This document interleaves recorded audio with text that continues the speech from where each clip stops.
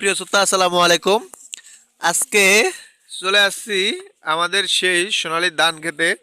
আর আমাদের ধানগুলো দেখবো আজকে কিরকম হয়েছে আর কেমন হয়েছে সেটা আপনাদেরকেও দেখাবো আজকে। এই যে দেখতেই পাচ্ছেন যে আমাদের ধানগুলো এই যে যদিও রোদের কারণে এখন দেখা যাচ্ছে না। এই যে আজকে আমাদের ধানগুলো দেখতে আসলাম। এই যে দেখুন, এই যে আমাদের ধানগুলো আলহামদুলিল্লাহ আল্লাহর কাছে শুক্রিয়া, আল্লাহ পাক অনেকটা ভালো রাখছে। এই যে দেখতেই পাচ্ছেন,